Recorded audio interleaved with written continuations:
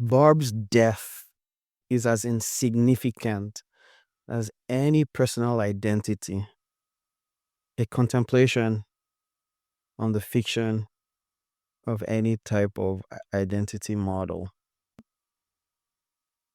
I chose this title because I thought this would be kind of interesting. And this was a reflection on a piece that I saw on Time magazine. And there's a beautiful exercise at the end of this readout. So if you're in a safe environment, if you're taking a walk, or if you're, sitting in your patio, or you're in a very comfortable position, you may find this really, really interesting. If you have the time and the patience enough uh, to to enjoy this, uh, yeah, I would like any feedback if you to see how this worked for you. So here goes. While scrolling through Instagram, I came across a Time magazine post where the Stranger Things showrunner, Matt and Ross Duffer, were discussing the latest online rage or online outrage, the death of Barb. I'll admit, I've only seen a few episodes of the first season. Still, I was intrigued by how strongly people reacted. Barb, it turns out, had fewer than 25 lines in the show, yet her death sparked a cultural outrage. There was the hashtag Justice for Barb. You see, viewers of the TV show mourned her as if she was family.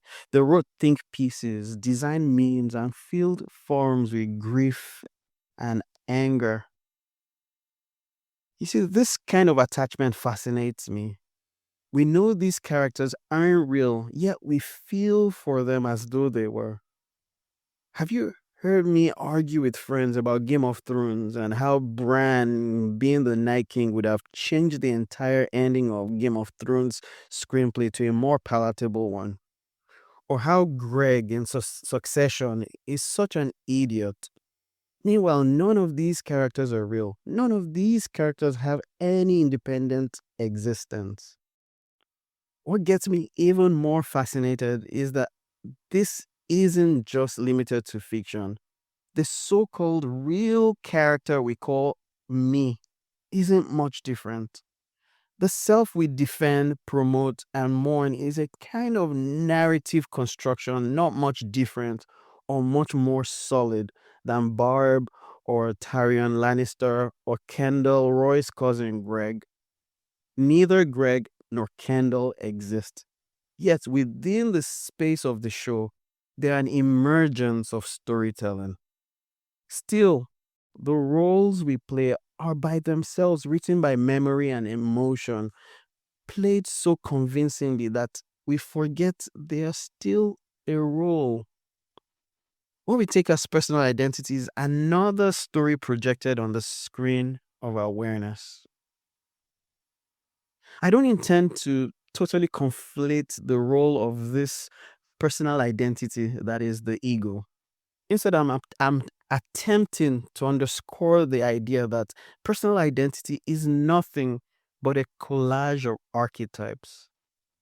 The caretaker, the achiever, the outsider, the good one, the rude one, the saved one, the wicked one, the brother, the sister, the bold and beautiful one, the cynical one. Each of us borrows from a collective library of images and patterns, layering them till they feel solid. But like Barb, our character is written into a story we didn't author. Archetypes are powerful precisely because they seem real and steady. Haven't you noticed you're a different person with your kids, a different person with your coworkers, a different person with your neighbors? But when you are alone with yourself, you haven't figured out what the whole play of living in relation to the world is often lined with the dynamic switching of the personal identity.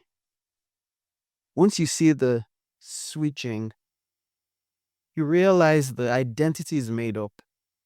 When we identify with them fully, we forget that they are sketches on the screen of our awareness, not who we truly are.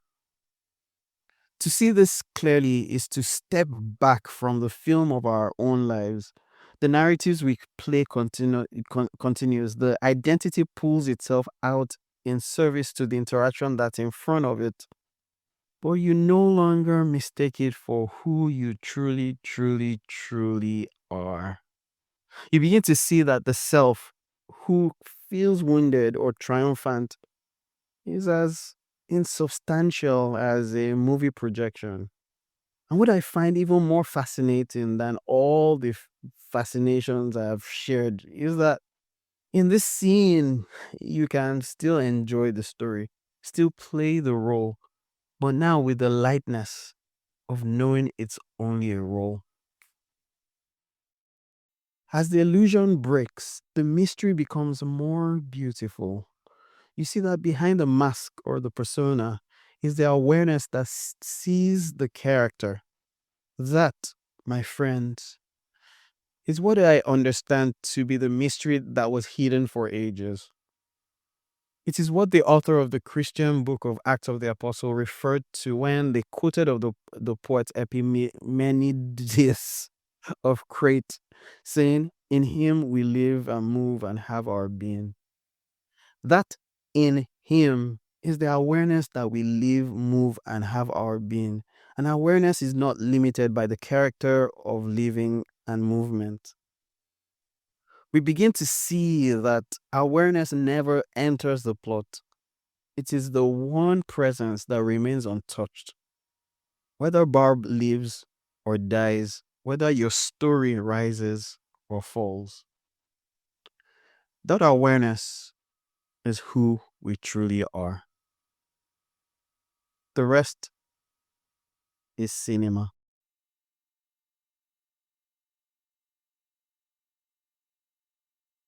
Contemplative exercise. Seeing through the character of me.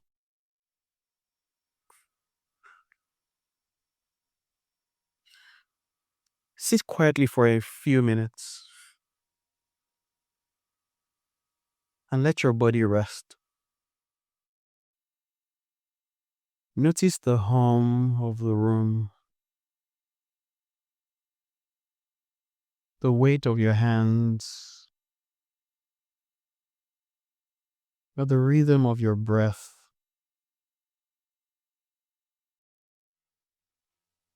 Let the surface of attention grow still.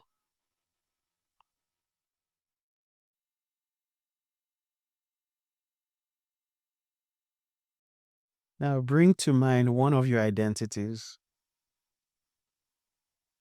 It could be your role as a parent, a partner, a professional, or friend.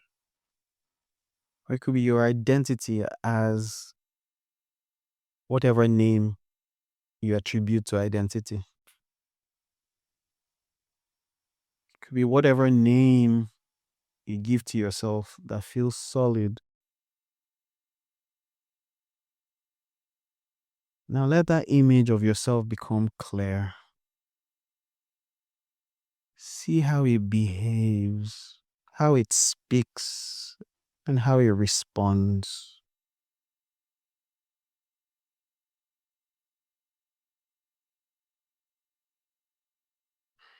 Now, gently, but yet very curiously, observe what holds that identity together. You may find it's made of memory, it's made of expectations, it's made of tone, posture, preference.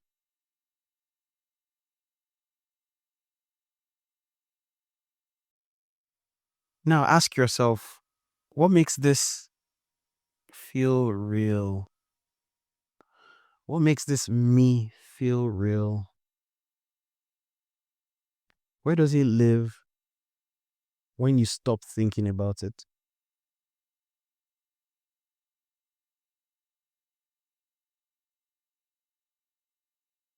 Now recall another setting,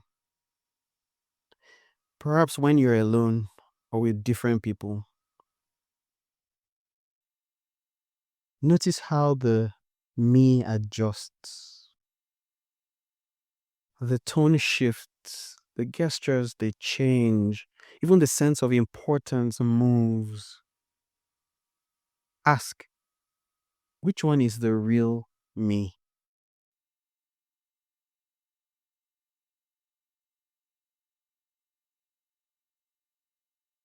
Now gently let each identity fade.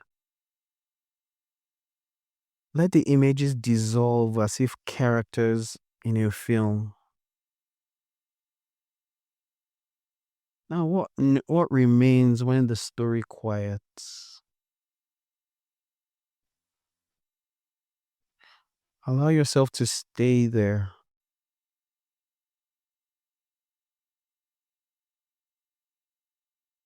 Notice that awareness is still here, present, present before, during, and after each role.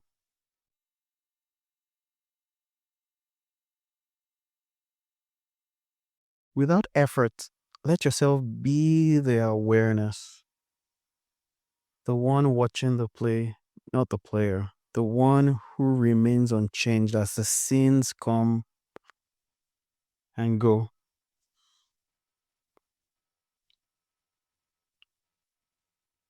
Now let's go further into this inquiry.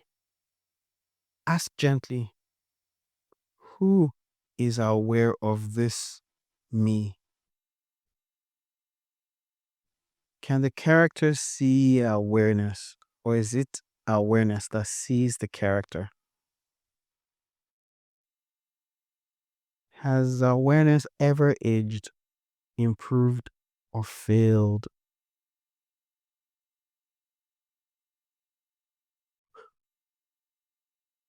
So now, as you move through your day, catch the moments when this me reappears. Don't fight it. Smile as you would at a familiar actor stepping back on stage. Know the scene is temporary. All right, friends. Practicing this dissolves the illusion of a solid identity. You see, in my own practice, it becomes laughable how I move in the world, knowing there's no realness to it. If I can see the movement, it's not who I am. And so, in noticing, you may begin to live with the lightness of knowing that what you are is not the character in the story, but the light that makes the story visible.